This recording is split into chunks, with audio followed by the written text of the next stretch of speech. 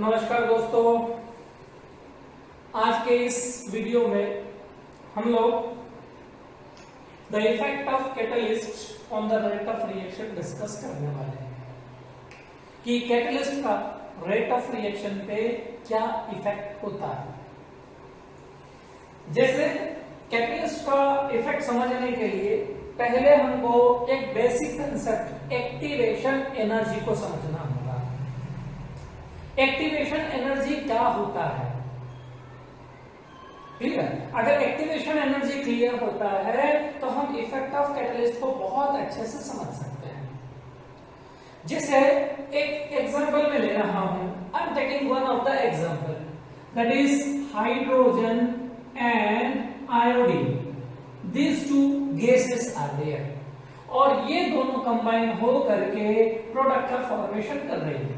The product will be formed hydrogen iodide. Clear? अब ये दोनों अगर मान लीजिए रिएक्टेंट है, एक दूसरे से कंबाइन करेंगे तो कंबाइन करने में इसके अगर मैं रिएक्शंस की बात करूं कि हाइड्रोजन हाइड्रोजन के बीच का बॉन्ड है, आयोडीन और आयोडीन के बीच का बॉन्ड है। जब ये दोनों कंबाइन करेंगे तो इन दोनों के बीच में क्या पॉसिबिलिटी आएगी कि ये वाला जो बॉन्ड है ये बॉन्ड वीक होना स्टार्ट होगा।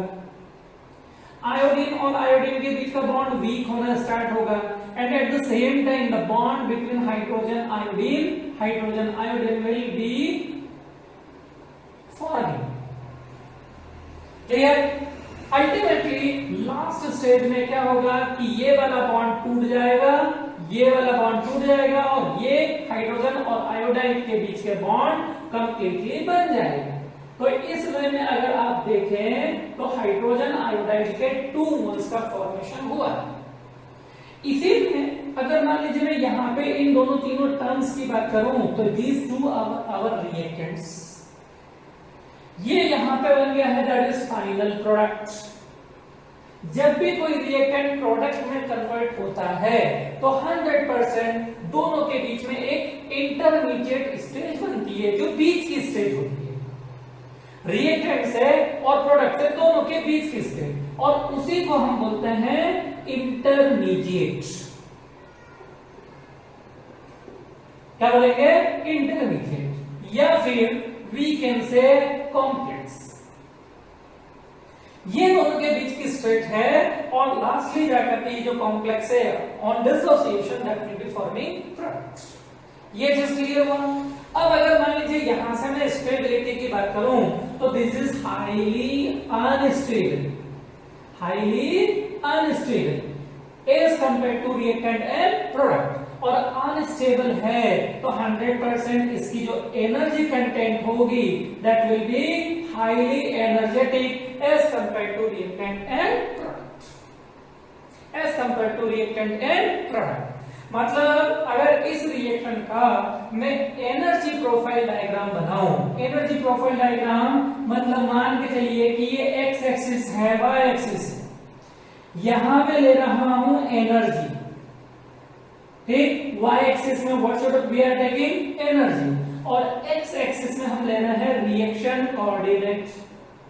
रिएक्शन कोऑर्डिनेट का मतलब होता है रिएक्टेंट से प्रोडक्ट में जाते हुए कौन कौन सी स्टेज बनती है, उसमें एनर्जी में क्या क्या चेंज आया। तो यहां मैं ले रहा हूं रिएक्टेंट, यहां मैं ले रहा हूं कॉम्प्लेक्स, और यहां मैं ले रहा हूं product. This is the energy of reactant, this is the energy of product, और कॉम्प्लेक्स की एनर्जी इन दोनों के कंपैरिजन में ज्यादा है। तो मान के चलिए this is the energy of complex. मतलब if we plot a graph, if we plot a curve we will be getting a curve like this। एक कर्व यहाँ पे इस वे में बन गया है। इसको मैं बोल रहा हूं एनर्जी ऑफ रिएक्टेंट। हो सकता है एनर्जी ऑफ रिएक्टेंट और एनर्जी ऑफ प्रोडक्ट सेम भी आ सकता है, डिफरेंट भी आ सकता है। Depending on the energy of reactant and energy of product, reactions are of 2 types, exothermic and endothermic।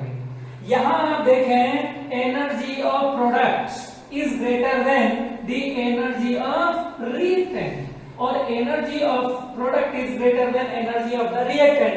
मतलब ये जो कर्व है इसमें आपको some amount of energy should be given to form products. मतलब ये जो रिएक्शन है, ये जो एनर्जी प्रोफाइल है, ये कौन सी रिएक्शन का है? एंडोथर्मिक रिएक्शन का। अब यहां पे देखिए reactant is having this much amount of energy, लेकिन प्रोडक्ट बनाना है, प्रोडक्ट बनाने के लिए उसको कॉम्प्लेक्स भी बनाना है, तो ये जो है this will be the energy of complex. What is that? Energy of complex.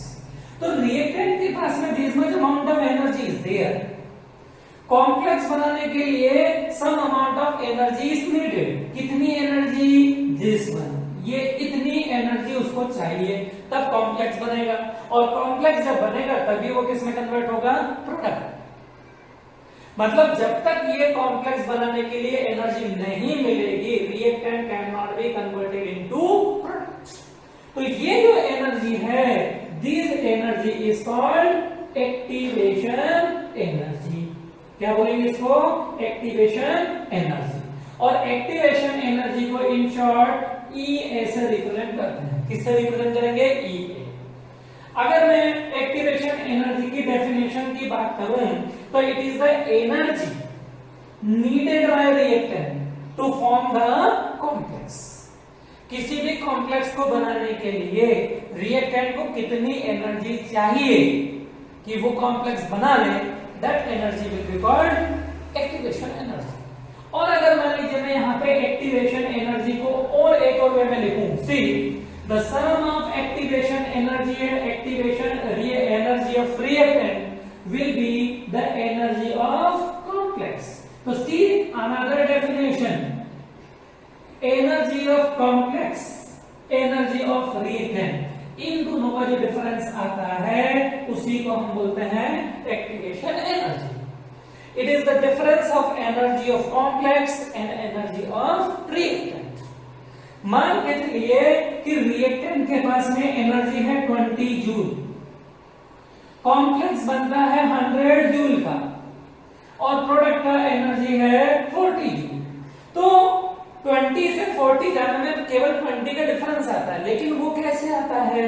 पहले रिएक्टेंट 80 जूल एनर्जी को एब्सॉर्ब करेगा by in the form of light, in the form of heat या whatever by any other means।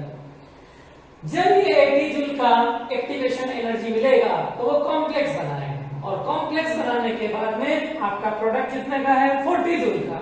तो 60 joule of energy will be released. मतलब absorb किया 80 और release किया केवल कितना? 60। तो डिफरेंस विल बी ऑफ 20। मतलब ओवरऑल उसने कितना एब्सॉर्ब किया? 20। लेकिन बिना 80 जूल एनर्जी के ये रिएक्शन प्रोसीड नहीं होता। तो this is called activation energy. अब इसमें इफेक्ट आता है कैटलिस्ट का, कि कैटलिस्ट क्या काम करता है। Remember, catalyst are the chemical substances which can alter the rate of reaction, which can change the rate of reaction, but qualitatively and quantitatively they remains unchanged। उनकी क्वांटिटी और क्वालिटी में कोई चेंज नहीं आता। और जब इसके कंसेप्ट को स्टडी करते हैं कि कैटलिस्ट कैसे रेट ऑफ रिएक्शन को चेंज करता है, तो जस्ट वेरी सिंपल कि that will affect the kinetic energy. Kinetic energy मान लीजिए बढ़ा दिया तो रिएक्शन होने के चांसेस कम हो जाएंगे, लेकिन अगर काइनेटिक इस एक्टिवेशन एनर्जी को कम कर दिया तो प्रोडक्ट बनने के चांसेस बढ़ जाएंगे। अगर कैटलिस्ट हमने यूज किया है तो catalyst can lower the activation energy.